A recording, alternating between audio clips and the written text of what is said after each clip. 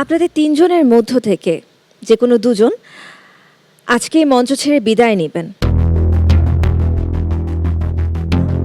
আপনাদের মধ্য থেকে দুজন প্রতিযোগী টাই করেছেন।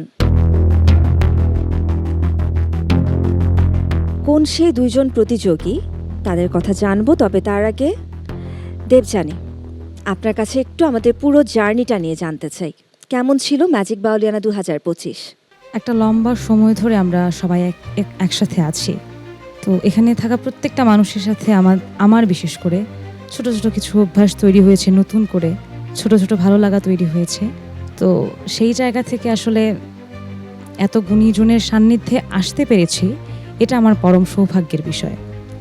আর বাকি যারা আছে, আমার সাথে যারা ছিল, এখনও যারা আছে, তারা আসলে আমার খুব কাছের হয়ে গেছে এখন। আর জার্নি তো অবশ্যই ভালো ছিল, এত শিখেছি এখান থেকে, আমার বিশ্বাস এটা আমার অনেক কাজে লাগবে। চমৎকার। আমির ফকির, একটু আপনার কাছে জানতে চাই, যদি আজকে বাদ পড়ে যান তাহলে কি করবেন? আজকে এখান থেকে বাদ পড়ে গেলে এখানেই তো শেষ নয়, সামনে অনেক সময়, আমি এখনও অনেক ছোট, তো মিউজিকের সময় এখনও অনেক সাধনা করে যাব। আর যেটা স্বপ্ন ছিল আমার মনে হয় আমার পূরণ হয়ে গেছে, কেননা এটা এমন একটা স্টেজ যেটাতে সবাই আসতে পারে না। তো উপরওয়ালা আমাকে এই স্টেজে গান করার সুযোগ দিয়েছেন, এবং যে মিউজিশিয়ান, গুণী মিউজিশিয়ানরা এখানে আছেন, আমার খুব প্রিয় মিউজিশিয়ান। আমি জানি না আর কখনো ওনাদের সাথে গাইতে পারবো কিনা, আর শ্রদ্ধাভাজন পার্থ বড়ুয়া স্যারের ডিরেকশনে গান গাইতে পারবো কিনা এটাও আমি জানি না। স্বপ্ন পূরণ হয়ে গেছে, আমি এটা বলতে চাই। তো সঙ্গীত এমন একটা জিনিস, সঙ্গীত সাধনার জিনিস, এটা সঙ্গীত গুরুমুখী বিদ্যা, যেটা আমরা সবাই জানি। সকলের কাছে দোয়া চাই, এইটুকু, আর কিছু না। খুব সুন্দর বলেছেন আপনি। তবে আমরা ম্যাজিক বাউলিয়ানা পরিবার বিশ্বাস করি যে যারা আমাদের সঙ্গে একদম শেষ পর্যন্ত থাকতে পারবেন এবং যারা এই মঞ্চ থেকে ধাপে ধাপে বিদায় নিচ্ছেন, তারা প্রত্যেকেই আমাদের পরিবারের অংশ।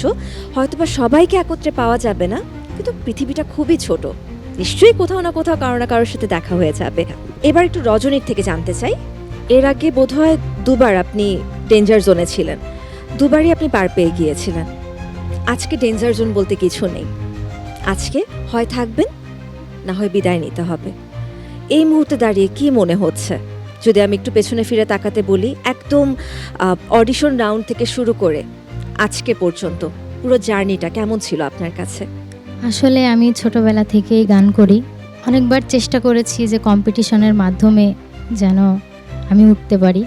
তো এটা ছিল আমার স্বপ্নের মঞ্চ, সেই স্বপ্নটা আমার পূরণ হয়ে গেছে। জানি না আজকে থাকতে পারবো কি পারবো না, কিন্তু আমি এতটুকুতেই হ্যাপি। ধন্যবাদ আপনাকে। আপনাদের তিনজনের মধ্য থেকে যে কোনো দুজন আজকে এই মঞ্চ ছেড়ে বিদায় নেবেন। তাদের হাতে হয়তো গ্র্যান্ড ফিনালের টিকিট উঠবে না, এটা সত্যি, কিন্তু আপনারা আপনাদের পারফরমেন্স দিয়ে এই মঞ্চের মাধ্যমে আপনারা কিন্তু দর্শক হৃদয়ে স্থান করে নিয়েছেন। তাই যে দুজন আজকে বিদায় নেবেন তারা একদমই মন খারাপ করবেন না, কারণ এখান থেকে আপনাদের জীবনের নতুন অধ্যায় শুরু হতে যাচ্ছে। আজকে এই মঞ্চ থেকে যে দুজন বিদায় নিচ্ছেন তারা হলেন